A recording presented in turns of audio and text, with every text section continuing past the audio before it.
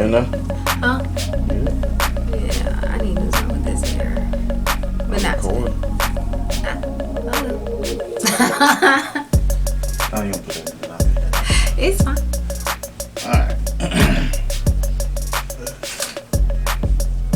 Still cute. That you are. That you are.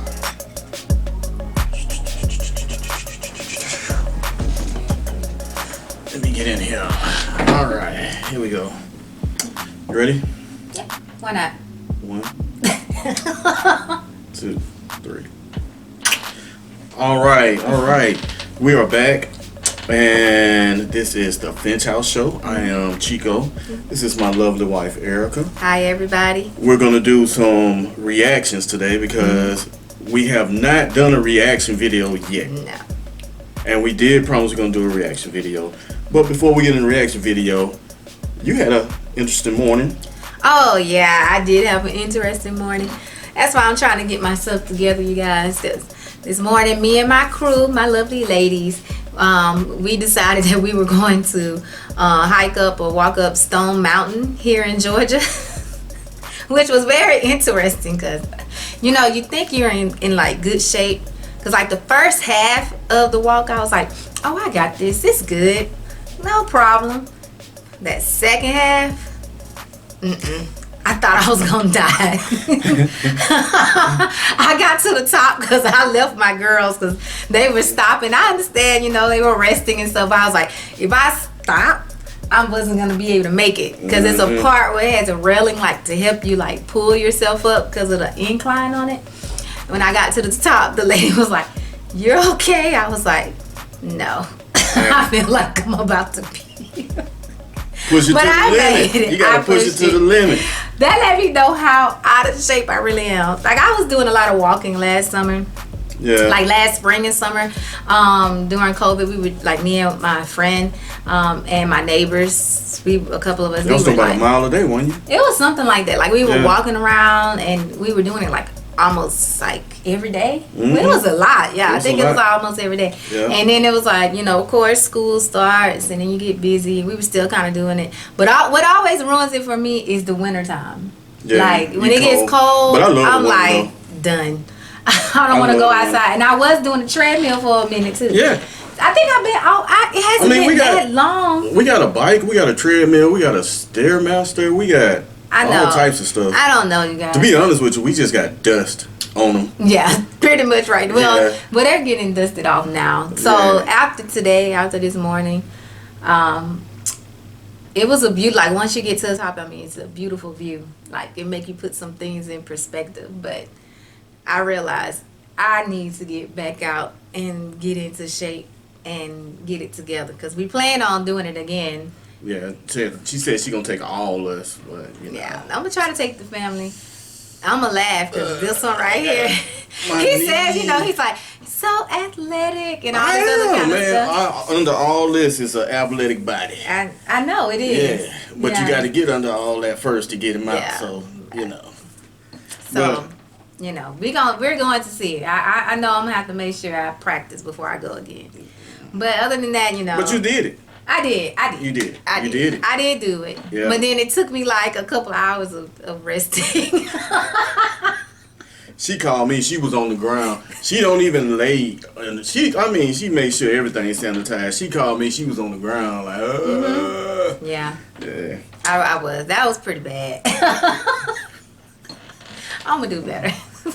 We got it. Yeah. So today, fans, family, ladies and gentlemen, I'm choosing a video. I'm going to make her react off of it. It's something that she hasn't seen. But this is something that we always watch is Forensic Files. So, you know, shout out. Murder shows. Why are you looking like that?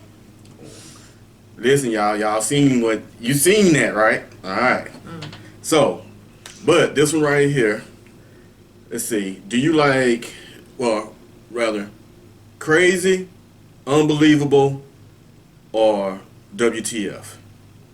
I like them all, really. So you like them all? All right. So I got it all for you in this episode right here.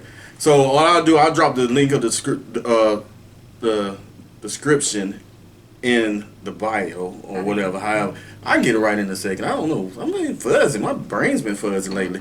But I'll drop a description of it below. But this right here, when I watched this, actually me and my youngest boy watched it, and we were crying laughing.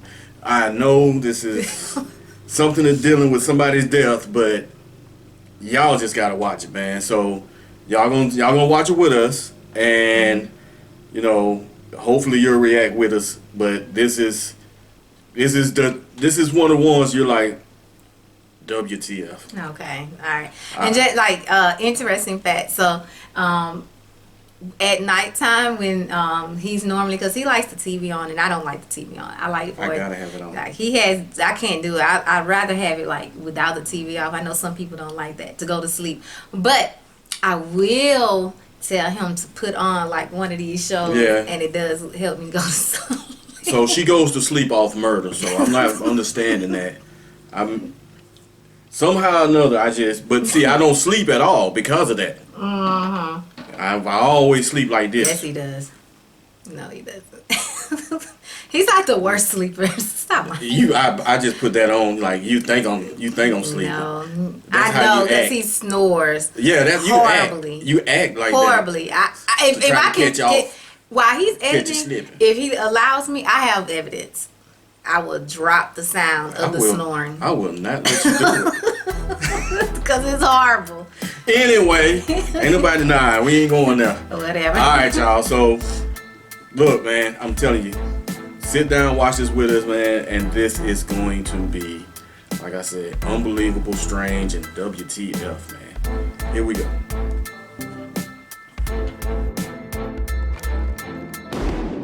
Two friends spent a summer afternoon skeet shooting in rural Pennsylvania. Only one returned home. The other died of what was determined to be an accident. So like already right there, I'm like in the accident. Yeah, right. You ski shooting up in the air, but you dead on the ground. So accident. That's suspect already. But okay, let's finish. Let's see what's going on. Sent shockwaves through a small town and launched a mystery that would take 20 years to solve. 20 years, y'all. Remember that. 20 years. 20 years or so? 20 years. Let's see. I actually lived in a Montrose. Oh yeah. In Alabama. It's a small, close-knit community with Wasn't stately homes, one traffic light, and a courthouse that dominates the town. It probably sound like it. It sound like small it, yeah. towns. Montrose was home to 30-year-old Martin Dillon, his wife Pat, and their two young children. Marty Dillon was a very popular man in town, and his father was the local mayor, and everybody knew him and really liked him. On June 2nd, 1976, Martin Dillon left work early to go skeet shooting at his family's hunting camp, a secluded place called Gunsmoke. His good friend, Dr. Stephen Scher, went along. Stephen Scher was one of the town's doctors and a close personal friend of the Dillons. Martin asked some other friends to go with him that day, but they all had other plans. Now you heard what they said. I can't go home. I said, I got just so much going on, I just can't get away. And I just didn't. He said he going ski shooting with the doctor. Ain't nobody going. Yeah. Martin Dillon lay dead. Martin Dillon was laying on his back with his arms outstretched. It was clay pickings under the one arm. The wound itself was dead center into the chest, right into the heart. There was no mistaking that it went straight into the heart. Dillon's ear protectors and sunglasses were lying on the ground near his body. The shoelace of his right boot was untied.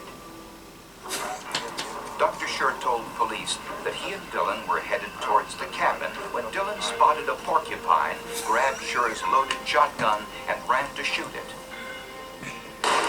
Scher said Dillon apparently tripped over his shoelace and fell on his gun, which went off accidentally, blasting a hole into his chest.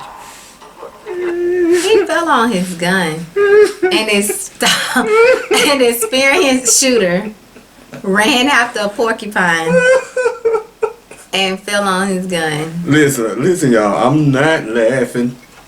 Cause that's tragic. That's tragic. I'm not laughing at the tragedy. I'm laughing at the story the doctor gave. A porcupine, a shoelace, and fell on the gun. So, I mean, if it goes straight through, can that? Because if you have a rifle, no, it's not. It's no way for you to fall and it goes straight through your chest, right?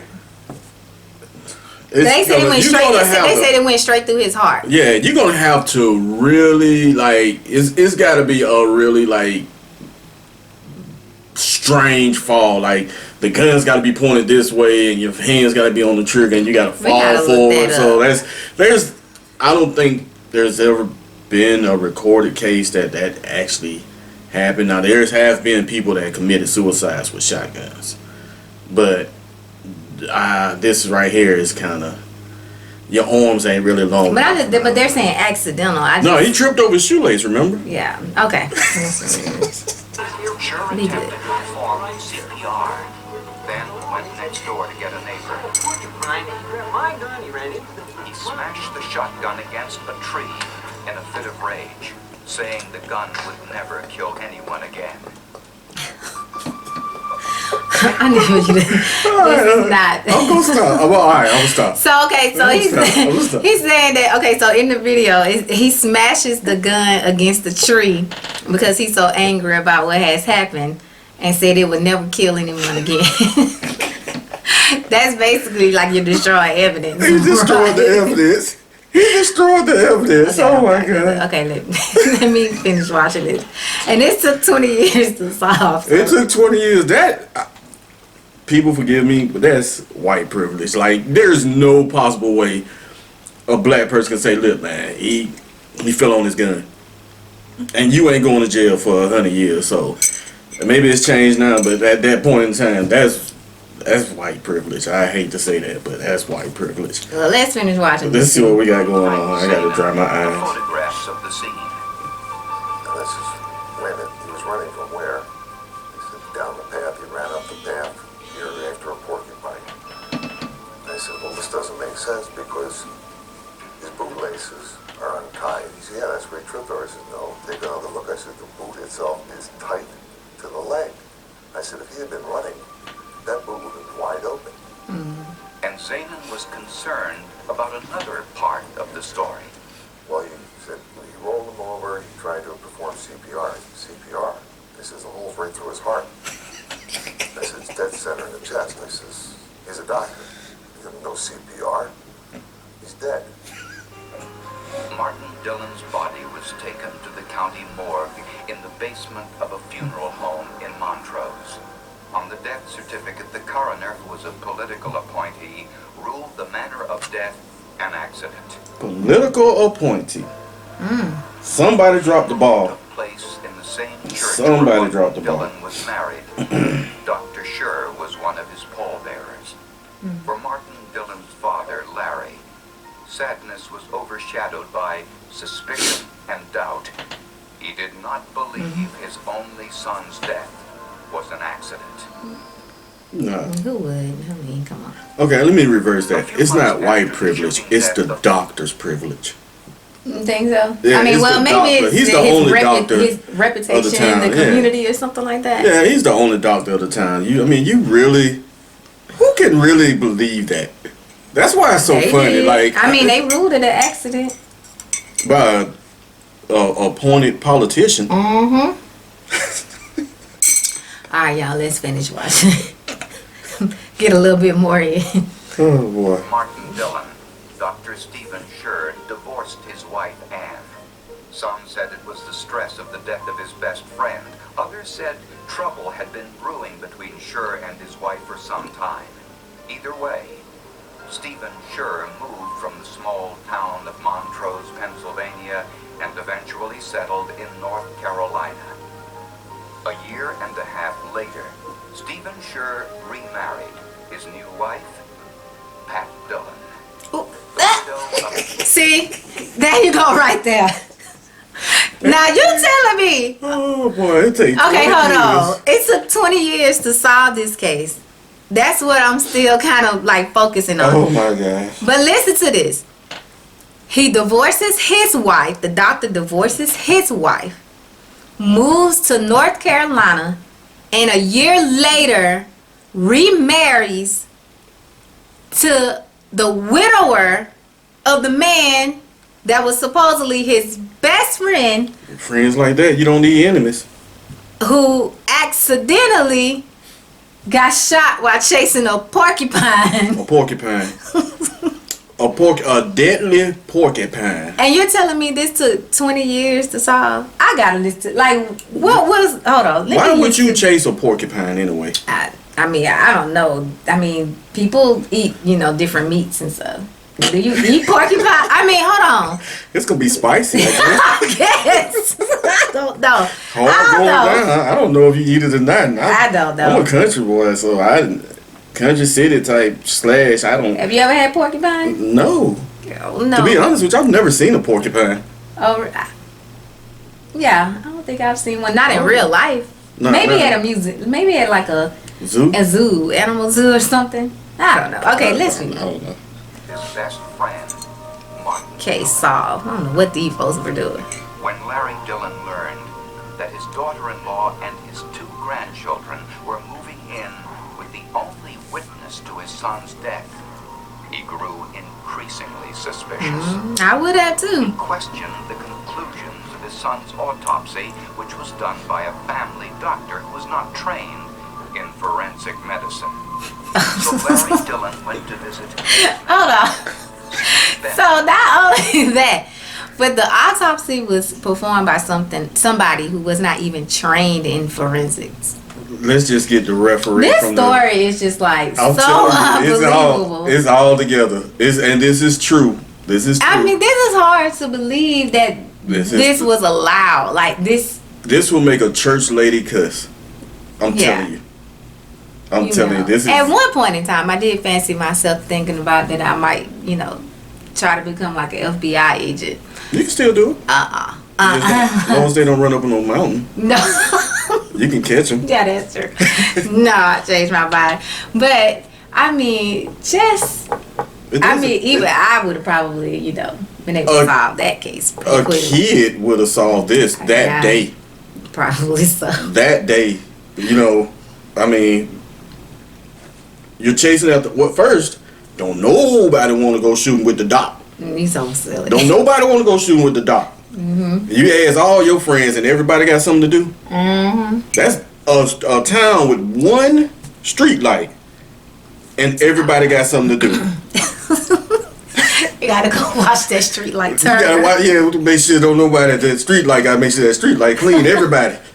Number 2, you got shot dead center in the chest, chasing a porcupine. Like, that's just okay. Nah. Let me keep going. a friend of his son's and the former police officer who was running a small company in Montrose specializing in accident reconstruction. He felt that he was murdered. He did not tell me specifically Yeah. why. Duh, he was murdered. He just felt in his heart that Look at his face. He was like, this was no the way effort. it was reported. It was correct. Bennett studied the autopsy photos and read the report. The first thing he noticed was that Dillon's wound I'm gonna have to blur that out, y'all. by 1.5 inches in size. But the internal diameter of a 16-gauge shotgun is 5/8 of an inch. A contact wound made by that gun would be the same size, 5/8 of an inch, and not any larger. To find out for sure, Stu Bennett conducted an experiment. He stretched some pig skin over a mannequin and used the same make and model 16-gauge shotgun with the same ammunition used in the accident. In order to create a wound the same size, the gun had to be 3 to 5 feet away from the pig skin. Now, when I say the firearm is 3 to 5 feet away, I'm talking about the end of the barrel. All right, where the shell actually comes out. Now you have another 40 inches 36 to 40 inches to the trigger housing itself. So now you're up to 6 feet away, between 5 and 6 feet away from the trigger housing to discharge the firearm, which means that he'd have to employ a stick or some other type of string or to have the gun discharged. And there was no gunpowder residue on Dillon's shirt, which would have been present. Hold on. Yeah. No gunpowder residue. If you have an up close contact, it's going to be gunpowder residue. Now, I don't know how many people are out there if you're really into guns and things like that, but that's like basic in any information. Anytime you have any type of gunshot, it's gonna be some type of powder residue. I think they say GPR, gunpowder residue. Yeah, and that's the first thing they search for. They're gonna search for it on the victim hands. And whoever the suspect hands. But of course, obviously, because it's an accident, they didn't even check. Well, they was out shooting, so they couldn't get it off their hands. Because they were skeet shooting, so they couldn't get it off their hands. That's true. Yeah. That's a good cover. But you still got to have it on your chest? Yeah. Yeah, that's true. Then a contact wound. And there was no blood from the wound found on the shotgun barrel. Stu Bennett suspected homicide and shared his feelings with Larry Dillon. It didn't surprise him. In fact, the family broke down and cried. Oh my gosh, this is tragic. And the Dillons, like others in the small town of Montrose, began to hear rumors that Dr. Schur and Martin Dillon's wife, Pat, were having a sexual affair before Martin's death. Pat Dillon had been a nurse at Montrose General Hospital, now it comes out. Hospital where Dr. Schur practiced. There were rumors going on by employees in the hospital of open caressing. That sort of thing going on. Maria We got a thing. Relationship in her book. Why you can't get into certain rooms? They just didn't seem to care. Certain rooms are booked. If anyone knew, if anyone saw them, when they were caught, they just sort of just went back to their work, and it would just happen again. So everybody knows. It's just public, clear knowledge that that's these why they two. said they weren't going. No, I'm not going with you. I'm not going to be a witness of this. What really happened at Gunsmoke that day in June of 1976? Y'all know what happened. It's not that big of a mystery on this one. Remained unanswered. People who openly cheat, that's dangerous. That's dangerous. Have their son's death reinvestigated. They were convinced that the autopsy was incomplete and the manner of death incorrect. So I wonder, why would you? Obviously, if everybody else knew, right, and you're in a small town, it should have gotten back to the husband that they were having an affair. Well, that's true. I've seen this like 2 or 3 times. I never even thought about that. Maybe he knew. Maybe he that's knew. crazy. But you're gonna go out in the woods and shooting guns and. That's kind of crazy. We go in the woods and shoot some guns now. Yeah. We gonna be shooting. No, he'll be okay. We gonna be shooting some guns. He agreed with the Dillons and was never convinced it was an accident. It's very frustrating. People don't want to listen and you know something's wrong. See, back then, the state police, I love the state police. I was with them for 28 years. But they had, back then especially, a philosophy where it's if you have less time on the job than another man, you don't know anything. Right? Senior men always ruled. In 1991, 14 years after the accident, Frank Zanin and others helped convince the state police. But with what he just said, about Seniority rules or whatever. But a lot of times that's why you need new people to come on, because it brings a fresh new perspective. Right. And then a lot of times when someone's been on a job, they get jaded. Yeah. They start to care less, especially when you have something like that you've seen different things. State police.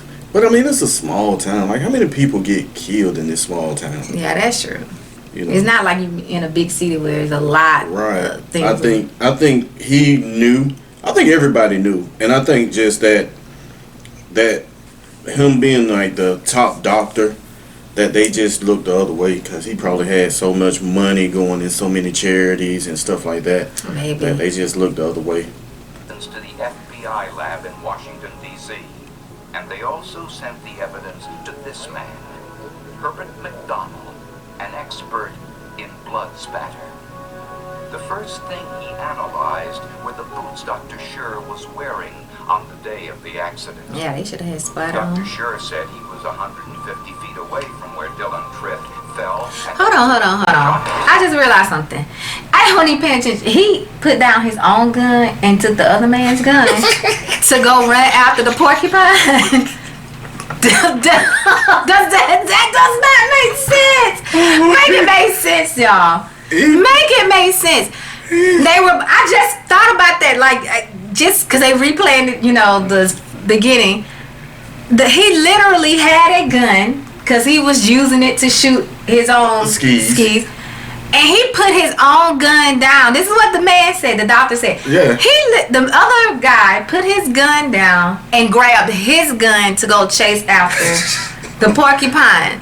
But this the biggest thing. It took 20 years for them to figure this out. Oh my God. I'm done. 20 years. Let's just finish watching this. That's crazy. A very fine mist of blood, which he identified as high-velocity impact spatter. High-velocity impact spatter You don't know that one? results when something such as a bullet or shotgun pellet strike a source of blood, like a body. As a result, the energy breaks up blood into very small spots.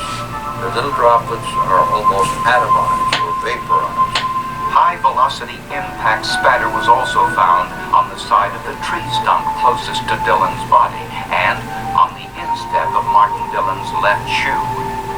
This indicated that Dillon was squatting near the tree stump when he was shot, not running for a porcupine. Y'all blame the porcupine. Dr. Isidore Malik was also There's so many porcupines got killed behind this. He noticed another inconsistency in the photograph of Dillon's body. The legs of his trousers were pulled up, exposing his socks, indicating that somehow he had been either in a seated or in a squatted position. Otherwise, why would that? Why would his cuffs be up?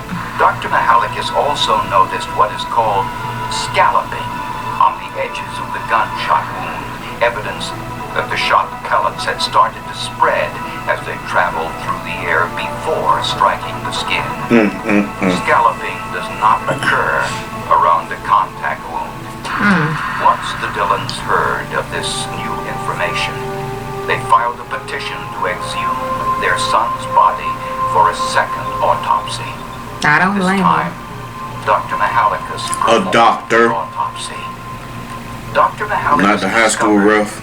I'm telling you. The direction of the wound track was in a downward direction at a 45-degree angle. The shot came from the right of Martin Dillon and went through Dillon's heart and left lung. So that means somebody was standing over. Had dropped and then shot him. We would either have a perfectly backward or an upward wound track.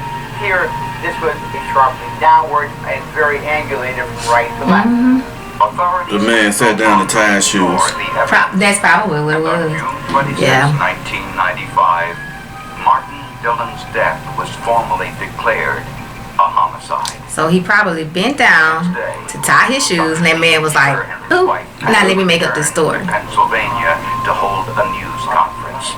Scher told reporters he was innocent and still maintained that Dillon was chasing a porcupine and fell accidentally. If he don't get something better than this porcupine story, like, of all stories to come up with, Gosh. like, that's just the craziest thing. Like, that doesn't even sound like that's Just look at this plausible. dude. Like, he's lying. Like, but the thing is, he's the doctor of the town. Just imagine how many misdiagnoses that he he's moved done. away from the town. But I'm saying before that, imagine how many misdiagnoses that he gave out. You're a bold-faced liar. Like, and you're already in love. Already in love with another woman. Oh my gosh. Love make you do some crazy, stupid things. crazy, stupid, and WTF. I'm telling you. Dylan alive, he was moving away from me up the end of this trail, towards where we had just been. And I just waited there for him to come back or to tell me to do something else. I heard a click and a shotgun blast. And I think I yelled out, "You couldn't hit the broadside of a barn," teasingly, and nothing. Steve is not capable of the things they've accused him of. I've known him Girl, stop. for 17 years. He's not capable of this. What's your sister say? She don't trust nobody who got all that white around their eyes. See that? No, just wait. That 1,000-yard stare. Got that 1,000-yard stare. Can't trust nobody with that. Investigators, all the state police, they've had their autopsy and everything else. They're next. We challenge them. The challenge was accepted. Dr. Stephen Schur was arrested and charged with the murder of Martin Dillon. 2 decades after... She still had his name. I just realized. What she just... Dylan Schaefer? Dylan Schur. Sure, or what is... What? The doctor's name, yeah. 21 years after the shooting death of She still wanted to be like a grieving widow. Stephen Schur sat in a courtroom on trial for the murder of his former friend. According to the prosecution, it's not looking good, buddy. That Schur was having an affair with his wife and told him that day while skeet shooting that he had talked it over with his wife Pat and that she agreed to end her affair with Schur. Fear would not accept this. So he did know. They say he found out. Well, they had a discussion. I knew that's what it was about.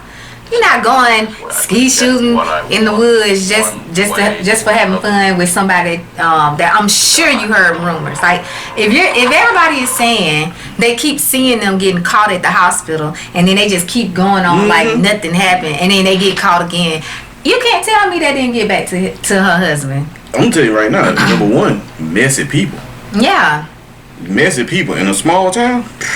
Small towns would be really messy. I mean, it's a small town. Yeah, so. You know they mess it up. So, I mean, but I wouldn't walk in the woods with a man that's been cheating on my wife with 2 guns, unless I'm holding both of them. I don't know. Maybe he thought because they were friends and. You never know. You never know people's, their psychological profile. Like maybe he thought that, maybe they feel guilty about it. Maybe it was just something that they fell into the moment. You know what I'm saying? And that they were friends and that they should have a talk. Okay, don't you ever fall into the moment. Don't you ever just think about all. I'm just thinking about that. Just think about that right there. Just return that around your brain. Just don't never fall into the moment, okay? Sure. Because somebody gonna be going into the woods. There be some woods in it. Well, let me tell you something. After watching this video, I would know what not to do. Really.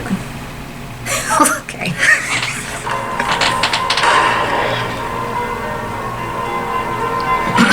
Nice shot, man. Nice shot.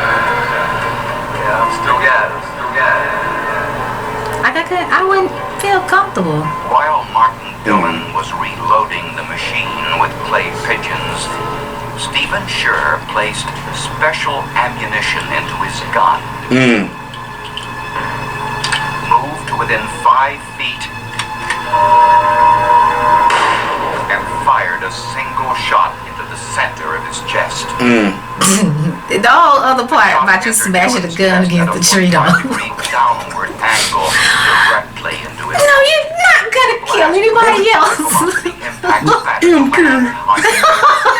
And onto the side of the Oh God! Dillon's body. I can't with some people. Schur then removed Dillon's ear protectors and sunglasses and untied his shoelace, making it appear that Dillon tripped and fell. If he would have been smart enough, he would have made the shoe looser. Duh. Dillon running after he wouldn't with his gun. He was just doing. He did a straight half-baked job on this one. Yes, very. The neighbor. He picked up the gun and smashed it against. That's what the smashing of the gun. That's like just so over the top emotional. But not only that, right? But you're a doctor, right? Don't you have access to other things? No, he's. No. What I'm saying is, okay, this is what I'm saying. Don't say that because they gonna have you in jail. Oh, don't you say that? They gonna have you in jail now. Your mama a nurse. And we saying that, and you be in jail. Your mom's a nurse too. Hey, I never admitted that though. I'm not telling nothing. I'm just saying, like, oh man, obviously that would be like something. That would be something that you would. Like, it would have been to me other options. We've seen other episodes with doctors that's done other things. But, I mean, they still got caught. But I'm just saying, this was just outrageously stupid. Okay. Evidence against him, he changed his 21-year-old story. He finally admitted that he had been having an affair with Dylan's wife, Pat, at the time of the accident. He also admitted fabricating the porcupine story. Of course, duh. That didn't even. Should have known that wasn't work. Death had been. That was not on point. Yeah, I did that. Porcupine on point. Porcupine point. You know, that's funny. The gun went off accidentally. Sure said he didn't think anyone would believe him, so he staged the accident scene. Hold on, what did you say? Let me go back about 20 seconds, y'all. There was a scuffle. The gun did fabricating the porcupine story. I'm too busy talking. But he still claimed Martin Dillon's death had been an accident. Sure said he and Martin argued over the affair. Of course. A scuffle. Duh. And the gun went off accidentally. A scuffle. Okay, now he want to change it to a scuffle. Anyone would believe him, so he staged the accident scene and made up the story. Of course nobody believes you because it's not true. But prosecutors who scuffles with a shotgun? That ain't no scuffle, that's a full-fledged fight. Should be. In proximity to the deceased at the time was because of the overwhelming evidence we had of the blood spatter on his boots. The angle and direction of the wound track, the hiked-up trousers with the sock showing, and the size and location of the blood spatter all pointed to only one conclusion. That Martin he killed him. Yo, that was way.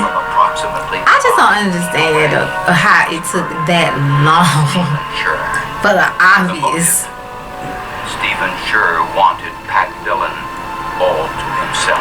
Boy, she got that. He had essentially been done. She got that. I'm staying with my husband. I'm not. She had to have some. Martin Dillon's children, Dr. Scher had raised since they were small, stood solidly behind their stepfather during the trial. But they didn't own him. A part of their father's life insurance proceeds for his defense. But the forensic evidence was too great. The jury convicted Dr. Stephen Scher of first-degree murder, and he was sentenced to life. They used some of their dad's life insurance policy money to hire the lawyer. That's a spit in the grave. That's you know what? He raised them from when they were little, so you got to think about that. So you're obviously gonna have like some brainwashing there. Wow. It's great. In prison without parole. It's a case in which originally somebody took somebody's word and believed it and did not look any further. Yeah. And there was no Who does that? investigation done at that particular time. The Dillons had some peace of mind. Is what really I wanted to say was the Dillons. I mean, once he got convicted, I mean, they did have peace of mind. Now their son's murderers in jail. The mother and father, but they've been going through 20 years. I know. The verdict they finally got it. Fought victory for the parents of Martin Dillon. At least they got done. Some people's cases never solved. So what they left with? No son, no money, no nothing. No grandkids? Well, they probably have money. I wouldn't say no money. They have, I mean, they have the peace of mind to know that this man is not still walking around living his best life. After Dr. Scher spent 20 months in prison, the Pennsylvania Superior Court overturned his conviction. A judge said the state's 20-year pre-arrest delay caused substantial prejudice to his right to a fair trial. In 2002, that decision was overturned. Dr. Scherer was retried in March of 2008. A jury deliberated just 2 hours. Of course. Before finding him guilty. Again. Yet again. He Cause will spend the rest of his life behind bars. Let me tell y'all something. That is like clearly what not to do. Oh man. Oh. That is unbelievable. That was clear as day. Like obvious. I'm telling you, that was way too obvious about what actually happened. It was a bunch of people who didn't want to do their job. How does his? But the thing is, how does his wife keep that secret that long? Because I'm sure she had something to do with it. I'm sure she had. They plotted. They probably did. They plotted, and he probably. And she's still out here. Yeah, but then he goes that they broke the affair off or whatever. But then they get in the woods and have a scuffle about the affair. I already told y'all what that was like. That's suspect. Nah, he took him out there to the woods. I don't think he even knew about the affair. He probably knew about it. He probably just didn't admit it. You think so? Yeah, I mean, you have to know though. A man is a man. Like, no matter how it goes, a man is a man, and no matter like where you come from in a relationship or what angle you take in a relationship, you still got pride. You can't walk in the front door and somebody walking out the back door and smiling at you, and you visibly see them walking out the back door that's your smiling opinion, but at not all men are like that. Some men are little wusses. They want to have that wife so bad or whoever so bad that some people are willing to accept things. It's not just women. Like we always hear women willing to accept things, but it's some men out there that are willing to accept things we just witnessed one. God rest his soul, but I just couldn't. I mean, it's